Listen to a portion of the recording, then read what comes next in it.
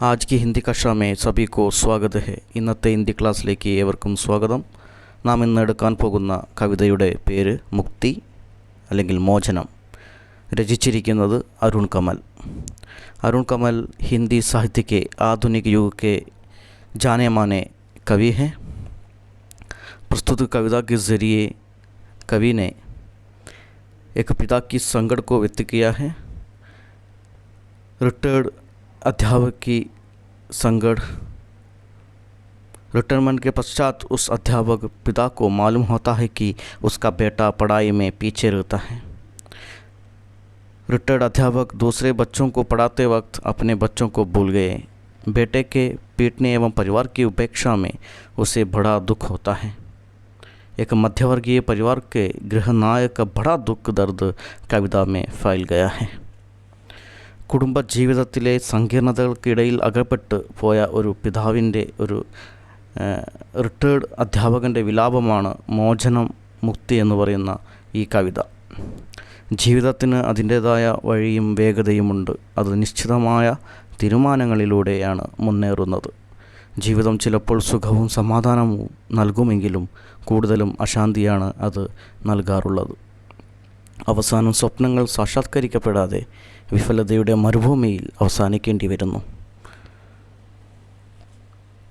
ഒരു അധ്യാപകൻ്റെ ജീവിതത്തിലൂടെയാണ് ഈ കവിത കടന്നു പോകുന്നത്. തൻ്റെ ജീവിതകാലം മുഴുവൻ സ്കൂളിലെ കുട്ടികളെ പഠിപ്പിക്കുകയും അവസാനം റിട്ടയർ ആയി കഴിഞ്ഞ് മകനെ പഠിപ്പിക്കാൻ ഇരിക്കുന്ന സമയത്ത് അദ്ദേഹത്തിന് മനസ്സിലാകുന്നു തൻ്റെ മകന് ഒന്നും അറിയില്ല എന്നത്. അധ്യാപകന് ദേഷ്യവും ദുഃഖവും തോന്നുന്നു. അങ്ങനെ മകനെ അടിക്കുന്നു. കുട്ടി അടിയേറ്റിട്ട് വളരെ നിസ്സംഗത ഭാവത്തോടെ ഇരിക്കുന്നു. അവിടെ അധ്യാപകൻ തോറ്റുപോകുന്നു. കുട്ടി കരയുന്നില്ല, ഒരു ഭാവവുമില്ല. സ്വന്തം മകന് മാത്രം അറിവ് പകരാൻ അദ്ദേഹത്തിന് സാധിച്ചില്ല. ജീവിതകാലം മുഴുവൻ മറ്റു കുട്ടികൾക്ക് വേണ്ടി സമയം ചിലവഴിച്ചു. അതാണ് ഈ കവിതയിലൂടെ കവി പറയാൻ ഉദ്ദേശിക്കുന്നത്. നമുക്ക് കവിതയിലേക്ക് കടക്കാം. ചലത്തെ ഹെ കവിത की ओर.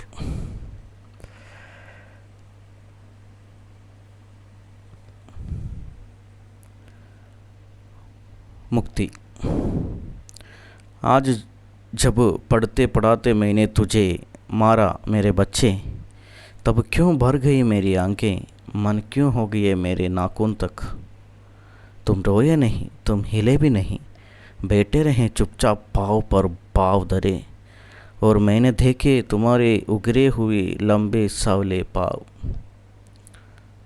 आज जब पढ़ते पढ़ाते मैंने तुझे मारा. ഞാനിന്ന് നിന്നെ പഠിപ്പിക്കാൻ ഇരിക്കുന്ന സമയത്ത് ഞാൻ നിന്നെ ഇന്ന് അടിച്ചു. പഠിപ്പിച്ചു കഴിഞ്ഞ് നിന്നെ പഠിപ്പിക്കാനിരിക്കുന്ന സമയത്ത്, അതിനർത്ഥം ഇവിടെ റിട്ടയർഡായി അപ്പോഴാണ് മകനെ പഠിപ്പിക്കാൻ സമയം കിട്ടിയത്. അങ്ങനെ പഠിപ്പിക്കാനിരിക്കുന്ന സമയത്താണ് ഞാൻ നിന്നെ അടിച്ചത്. എന്തുകൊണ്ടാണ് അടിച്ചത് നമുക്ക് നോക്കാം. തബ് ക്യോं ഭർ ഗയി മേരി ആങ്കേ മൻ ക്യോं ഹോ ഗയേ മേരെ നാഖൂൻ തക്. ഞാൻ നിന്നെ അടിച്ചപ്പോൾ എന്തുകൊണ്ടാണ് എൻ്റെ കണ്ണുകൾ നിറഞ്ഞത്. ഭർണ നിറയുക. മൻ ക്യോं ഹോ ഗയേ മേരെ നാഖൂൻ തക്. മൻ ക്യോं ഹോ ഗയേ മേരെ നാഖൂൻ തക് എന്ന് പറഞ്ഞാൽ ഇവിടെ വളരെ ദുഃഖിതനാവുക എന്നതാണ് അർത്ഥം. ഞാൻ നിന്നെ അടിച്ചപ്പോൾ എൻ്റെ കണ്ണു നിറയുകയും ഞാൻ വളരെ ദുഃഖിതനാവുകയും ചെയ്തു.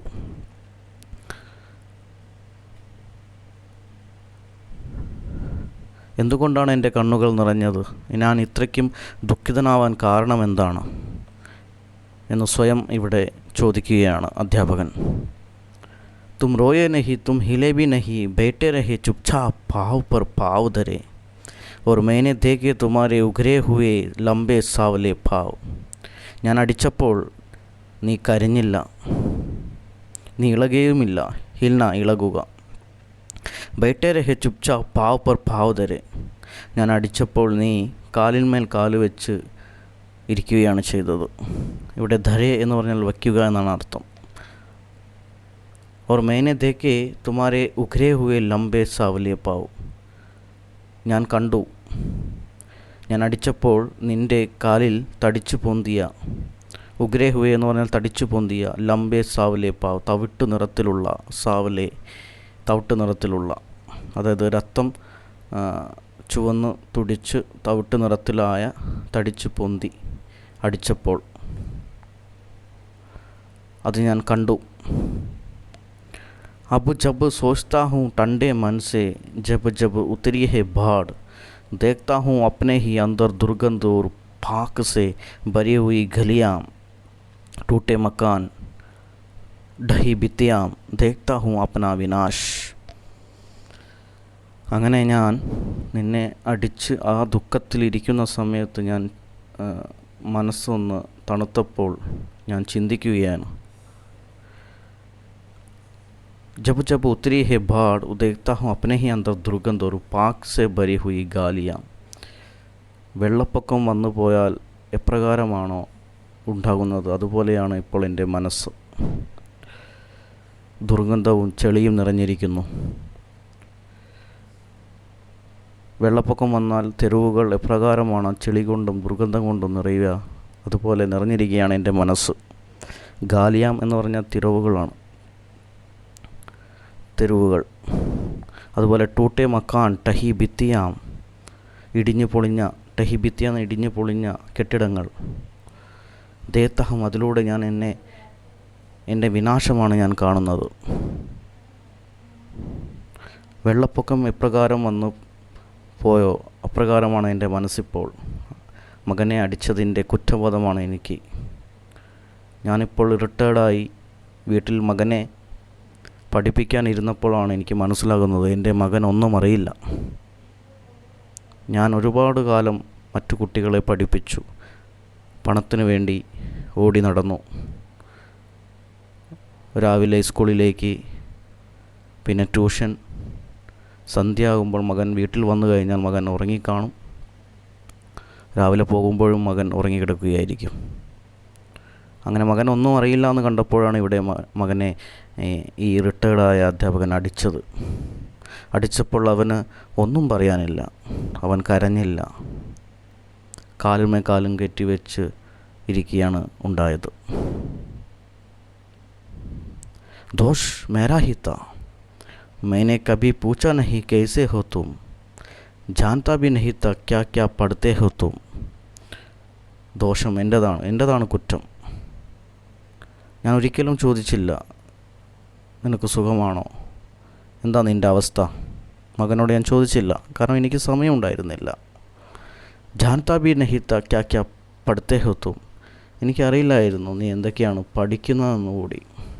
സ്വന്തം മകൻ എന്താണ് പഠിക്കുന്നത് പോലും അച്ഛനറിയില്ല. आज जब अचानक देखा मैंने तुम कुछ भी नहीं जानते, मेरा लड़का कुछ भी नहीं जानता. ഇന്ന് പെട്ടെന്നാണ് എനിക്ക് മനസ്സിലായത് എൻ്റെ മകനൊന്നും അറിയില്ല എന്നത്. तब सोचो मैं कितना दुखी था. हृदय ने भांडे थे धमनियों में जो रक्त, आज वे ही रक्त गोंडते थे हृदय. ഒന്ന് ചിന്തിച്ച് നോക്കൂ, ഞാനത് അറിഞ്ഞപ്പോൾ എത്ര ദുഃഖിതനായിരിക്കും. ഹൃദയധമനികളെ പ്രചോദിപ്പിച്ച രക്തസമ്മർദ്ദം ഇന്ന് ആ ഹൃദയത്തെ തന്നെ സമ്മർദ്ദത്തിലാക്കിയിരിക്കുന്നു. ഹൃദയനെ ഭാണ്ഡത്തെ ധമനിയോ മേ ജോ രക്ത്, ആജ് വേഹി രക്ത് ഘോണ്ടത്തെ ഹൃദയ. ഘോണ്ടന എന്ന് പറഞ്ഞാൽ ശ്വാസം മുട്ടിക്കുക. അതായത് ഹൃദയധമനികളെ പ്രചോദിപ്പിച്ച രക്തസമ്മർദ്ദം ഇന്ന് ആ ഹൃദയത്തെ തന്നെ രക്തസമ്മർദ്ദത്തിലാക്കുന്നു. दोष लेकिन मेरा भी क्या था, मैं एक रिटायर्ड स्कूल मास्टर जो सुबह से शाम तक घूमता है यहाँ से वहाँ. ഇവിടെ അധ്യാപകൻ ചിന്തിക്കുകയാണ്, എൻ്റെ ദോഷം എന്താണ്. मैं एक റിട്ടയർഡ് സ്കൂൾ മാസ്റ്റർ, ഞാനിപ്പോൾ ഒരു റിട്ടയർഡ് ആയിട്ടുള്ള സ്കൂൾ മാസ്റ്ററാണ്. രാവിലെ മുതൽ വൈകുന്നേരം വരെ ഇങ്ങനെ കറങ്ങിക്കൊണ്ടിരിക്കുന്നു. यहाँ अध्यापक के पास समय नहीं था. सुबह सुबह घर से निकलता है और शाम को देर से घर लौटता है. अपने बेटे को पढ़ाने के लिए उनके पास समय नहीं था. वो सोचा भी नहीं था अपने बेटे के बारे में, वो अन्य बच्चों के बारे में सोचा था। उसके बेटे बेटियों को ट्यूशन पढ़ाता बैठता, कैसे थोड़ी सी देर खुद अपने बेटे के पास, जब घर से निकलता तुम सोए होते, जब लौटता तुम सोए होते। മറ്റ് കുട്ടികളെ, മറ്റുള്ള വീട്ടിലെ ആൺകുട്ടികളെയും പെൺകുട്ടികളെയും ട്യൂഷൻ എടുക്കുന്നു, അവരെ കൂടെ ഇരുന്ന് അവരെ പഠിപ്പിക്കുന്നു. പക്ഷേ തൻ്റെ മകൻ്റെ കൂടെ കുറച്ചു നേരം ഇരുന്ന് പഠിപ്പിക്കാൻ ഇവിടെ അധ്യാപകന് സാധിച്ചില്ല. എപ്പോഴാണോ വീട്ടിൽ നിന്ന് ഇറങ്ങുന്നത് അപ്പോൾ നീ ഉറങ്ങിക്കാണും, എപ്പോഴാണോ വീട്ടിലേക്ക് മടങ്ങുന്നത് അപ്പോഴും നീ ഉറങ്ങിയിട്ടുണ്ടാകും. 4 साल हो गए अवकाश मिले, कितना अच्छा था देखना एक भरा हुआ कमरा. 4 വർഷമായി റിട്ടയർഡായിട്ട്.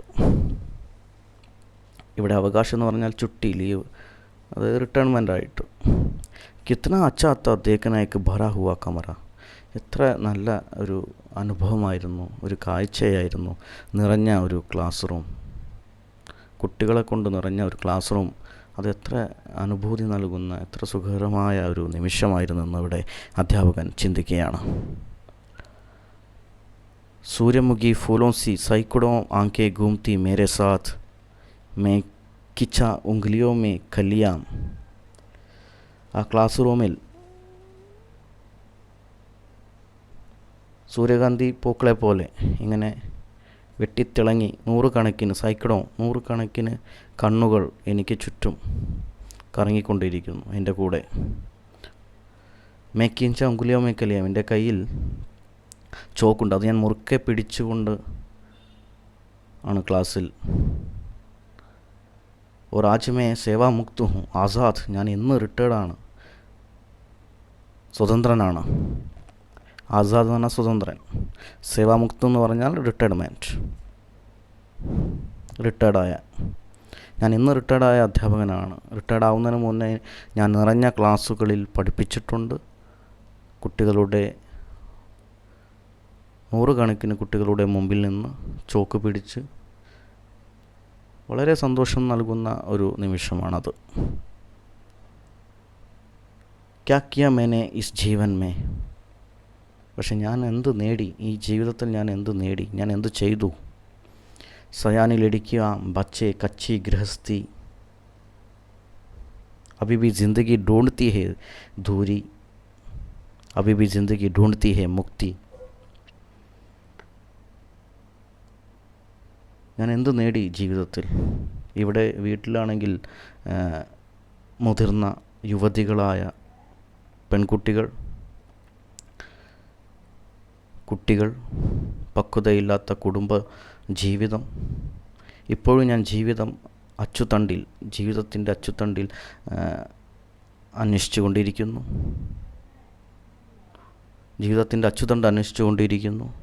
അബിബി ജിന്ദഗി ഢൂണ്ഡ്തി ഹെ മുക്തി, ഇന്നും ജീവിതം ഞാൻ മോചനം അന്വേഷിച്ചു കൊണ്ടിരിക്കുകയാണ്. കഹാം അവകാശ് കഹാം സമാപ്തി, എവിടെയാണ് ചുട്ടി, എവിടെയാണ് റിട്ടയർമെൻറ്റ്, എവിടെയാണ് സമാപനം. അബി ഹി തോ ശുരു ഹുയി ജിന്ദഗി, ഇവിടെ അധ്യാപകന് തോന്നുകയാണ് ഞാൻ എന്താണ് നേടിയത് ജീവിതത്തിൽ. ഒരുപാട് പേരെ ഞാൻ പഠിപ്പിച്ചു, വലുതാക്കി. സ്വന്തം മകനെ പഠിപ്പിക്കാൻ എനിക്ക് സമയം കിട്ടിയില്ല. റിട്ടയർഡായി കഴിഞ്ഞപ്പോഴാണ് എനിക്ക് മനസ്സിലായത് ഞാൻ എന്താണ് നേടിയത്. അബിഹി തോ ചർക്കെ മേ ഡാലി ഹേ പുനി, അധ്യാപകൻ ഇവിടെ തോന്നുകയാണ് ഇപ്പോഴാണ് ജീവിതം ആരംഭിച്ചത്.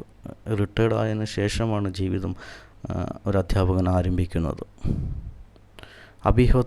അബിഹി തോ ചർക്കെ മേ ഡാലി ഹേ പൂനി, ഇവിടെ പൂനി എന്ന് പറഞ്ഞാൽ തിരിയാണ്. ചർക്കയിൽ തുണി നെയ്യാനായി വെച്ചിട്ടുള്ള നൂലായിട്ടാണ് ഇവിടെ അധ്യാപകന് തോന്നുന്നത്. തൻ്റെ ജീവിതം ഇപ്പോൾ ചർക്കയിൽ തുണി നെയ്യാനായി വെച്ചിട്ടുള്ള നൂലായിട്ട് തോന്നുന്നു. ക്യോ ഉഠ് ഗയേ തെ ഹാത്ത് ആജ് ക്യോ ഉഠേ മേരെ ഹാത്ത്,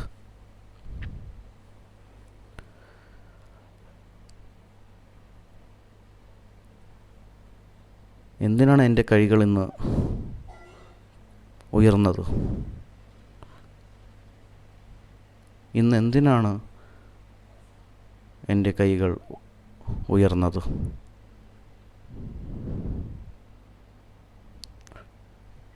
ഇത്രയുമാണ് നമ്മുടെ മുക്തി എന്ന് പറയുന്ന ഈ കവിത. ഇവിടെ അധ്യാപകൻ്റെ രോദനമാണ് ശരിക്കും പറയുന്നത്. അധ്യാപകൻ തൻ്റെ ജീവിതകാലം മുഴുവൻ കുട്ടികളെ പഠിപ്പിച്ച് അങ്ങനെ റിട്ടയർഡായി വീട്ടിലിരിക്കുന്ന സമയം തൻ്റെ മകനെ പഠിപ്പിക്കാൻ ഇരുന്നപ്പോഴാണ് മനസ്സിലാകുന്നത് തൻ്റെ മകൻ ഒന്നും അറിയില്ല, ഒന്നും പഠിച്ചിട്ടില്ല, എവിടെയും എത്തിയിട്ടുമില്ല.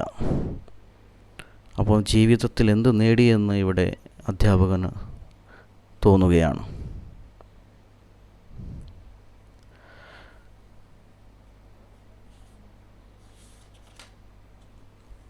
अपना घर वालों पर होने का कर्तव्य यहाँ का अध्यापक निभाया नहीं है, दूसरों के बच्चों के लिए जीवन बिताया है। अपनी अध्यापन की जिम्मेदारी तो पूरी निभाई है, क्या सही है क्या गलत, इसको पहचानना समय सिखाता है।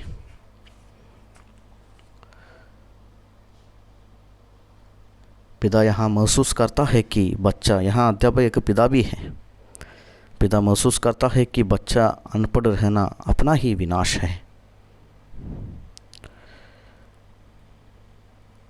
ഇവിടെ സ്വന്തം വീട്ടിലെ കുട്ടികൾ എവിടെയും എത്തിയില്ലെങ്കിൽ അത് തൻ്റെ വിനാശമാണെന്നാണ് ഇവിടെ അച്ഛൻ വിചാരിക്കുന്നത്.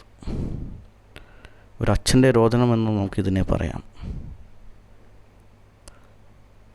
എല്ലാവർക്കും ഇന്നത്തെ കവിത മനസ്സിലായെന്ന് വിചാരിക്കുന്നു. ധന്യവാദ്.